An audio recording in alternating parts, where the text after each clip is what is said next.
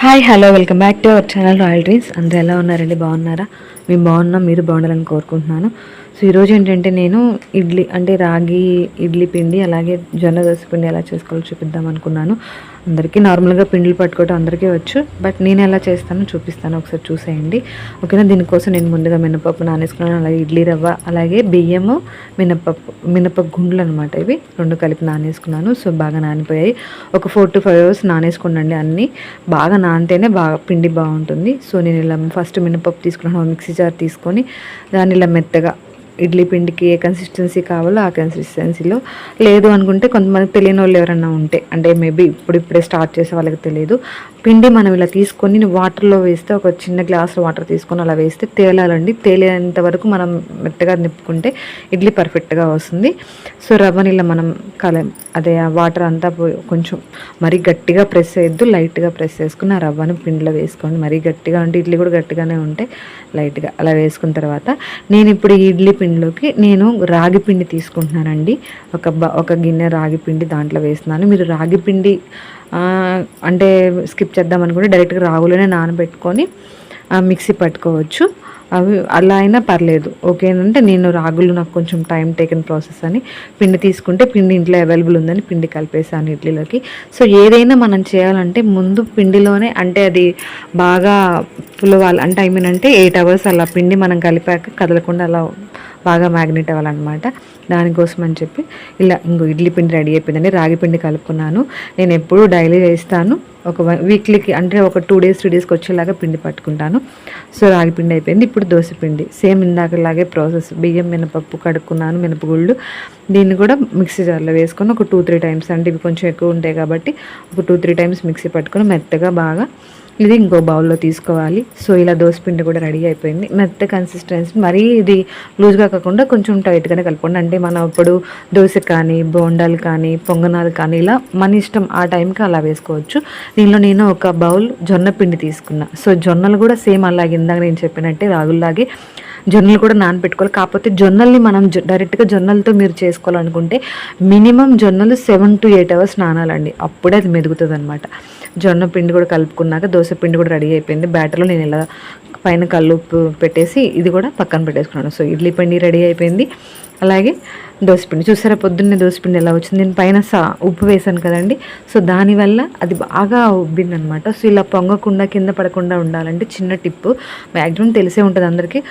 ఒక ప్లేట్లో వాటర్ పట్టుకొని వాటర్ పోసుకొని ఆ వాటర్లో మనం పట్టుకున్న పిండి బౌల్ని అలా ఉంచుకోండి. పిండి అయితే పొంగదు, బాగా ఇది అవుతుంది, పొంగదు. సో నేను దోశ బ్యాటర్ని ఒక ప్లాస్టిక్ ఇలా ఒక బౌల్ ఉంటే ఆ గిన్నెలో దాంట్లో వేసేసుకున్నాను. స్టోరేజ్ పర్పస్ అనమాట, అంటే ఫ్రిడ్జ్లో పెట్టుకున్నా మనకి ఎలాంటి ఇబ్బంది లేకుండా. మూత ఉన్న డబ్బాలు దేంట్లో అయినా సరే పిండి కొంచెం ఎక్కువగా పట్టినప్పుడు దాంట్లో స్టోరేజ్ చేసుకోండి. కాకపోతే ఏంటంటే ఉప్పు కలపకూడదు.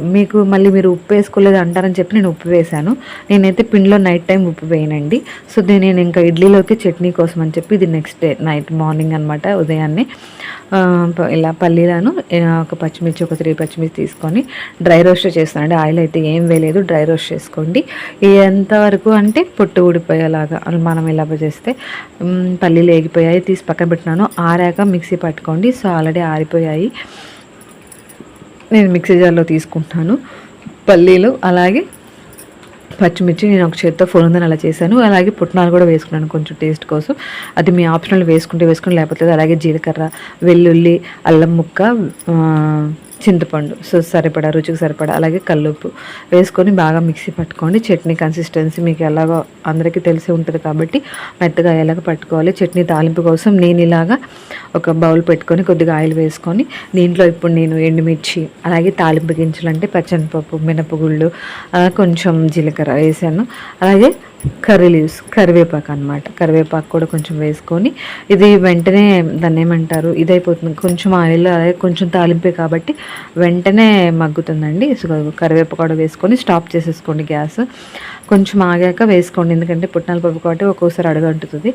ఓకేనా, ఇది అయిపోయింది. తాలింపు అయిపోయాక చట్నీ దాంట్లో వేసేసుకున్నాను. సూపర్ ఉందండి, టేస్ట్ అయితే సూపర్ ఉంది. ఒకసారి మీరు ట్రై చేయండి. నెక్స్ట్ ఒక గ్యాస్ వెలిగించుకొని ఇడ్లీ బౌల్, మా ఇడ్లీ అయితే 7, 5, 12, 4, 9, 16 or 19 వస్తాయి మా ఇడ్లీలు. సో 3 plates అనమాట, 3 plates అయితే ఇడ్లీ పాత్ర. అలాగే ఇడ్లీ పాత్రలు ముందుగానే కడిగి పెట్టుకున్నాను. కడిగి పెట్టుకున్నాక దీనికి ఆయిల్ కానీ నూనె కానీ మీ ఇష్టం అండి, అంటే యువర్ ఆప్షన్. నేను ఒక్కోసారి అసలు ఏమీ రాయని అలా వేసేస్తాను డైరెక్ట్గా. బట్ ఇప్పుడైతే వేసాను. దీంట్లో ఇదిగో సరిపడా సాల్ట్ వేసుకొని పిండిలో కలుపుకోవాలి. నేను నైట్ ఇడ్లీ పిండిలో ఎలాంటి ఉప్పు వేయలేదండి. సో కానీ పులిసింది పిండి నేను ఇప్పుడు మార్నింగ్ వేసుకుంటున్నాను. అంటే ఏంటంటే మనం ఎంతైతే క్వాంటిటీ ఆ రోజుకి యూజ్ చేస్తామో దాంట్లో అప్పటికప్పుడు కలుపుకుంటేనే బాగుంటుందని నా అభిప్రాయం. అంటే ఎవరిష్టం వాళ్ళది, పెద్దవాళ్ళు ఎలా చేస్తారో. నేనైతే నైట్ టైం అయినా అమ్మ చెప్పింది నైట్ వేసుకుంటే పులిసిద్దమ్మా అని చెప్పి, సో నేను అదే ఫాలో అవుతున్నాను. అప్పటికప్పుడు వేసుకుంటాను. కాకపోతే మనం ఎంతైతే క్వాంటిటీ యూజ్ చేసుకుంటామో అంత క్వాంటిటీలో వేసుకోండి. మిగిలినది పక్కన స్టోరేజ్ చేసుకోండి. ఎందుకంటే అది మళ్ళీ మనం ఉప్పు వేయడం వల్ల పులిసిపోయి స్మెల్ వస్తుంది అనమాట. అంటే గ్యాస్ ఉన్న వాళ్ళకి ఇబ్బంది అవుతుంది దానివల్ల. 2-3 డేస్కి వేసుకునే వాళ్ళు అలా చేయండి.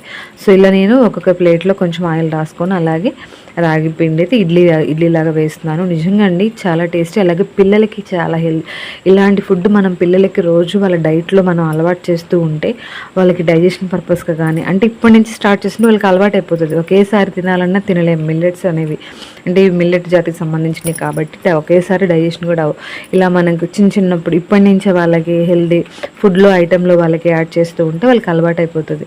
మా బుడ్డలు అయితే కొంచెం పర్లేదు, బాగానే తింటారు రాగి ఇడ్లీ. అంటే వాళ్ళకి తెలియదు కాబట్టి డిఫరెన్స్. సో నేను నార్మల్గా పెట్టేస్తాను ఇడ్లీలాగే, వాళ్ళు తినేసరి కొంచెం నెయ్యి వేసుకొని చట్నీ వేసుకొని సూపర్ ఉంటుందండి నిజంగా. మీరు ఒకసారి ట్రై చేయండి కంపల్సరీ. పిల్లలకైతే హెల్దీ ఫుడ్ పెట్టడానికి ట్రై చేయండి. సో నేను వేసాక రిమైనింగ్ పిండిని ఇలాగ ఒక ప్లాస్టిక్ గిన్నె తీసుకొని దాంట్లో స్టోరేజ్ చేసుకుంటాను. సో ఇడ్లీ ఉడికిపోయాయి, తీసి పక్కన పెట్టాను. ఒకసారి చూసుకున్నాక చూసారు ఎలా నార్మల్ ఇడ్లీలాగే ఉంటాయండి, కాకపోతే రాగి పిండి కాబట్టి అలా అన్నమాట. ఆ కలర్లో ఉంటుంది. ఇట్టి కలర్లో ఇష్టపడిన వాళ్ళు ఒకసారి చూసుకోండి. నేనైతే ఒక్కొక్కసారి క్యారెట్ ముక్కలు కూడా వేస్తాను పైన తురుములాగా పట్టి. మా బుడ్డలు కొంచెం టేస్టీగా తింటారని నేను ఆ రోజు క్యారెట్ అవైలబుల్ లేక అది స్కిప్ చేసేసాను. ఒక ఇడ్లీ రెడీ అయిపోయింది, చట్నీ రెడీ అయిపోయింది. టైమ్ టు ఈటింగ్ అనమాట. సో ఈటింగ్ టైం వచ్చేసింది. కానీ నిజంగా అండి సూపర్ టేస్ట్ ఉంది. ఒకసారి మీరు ట్రై చేయండి.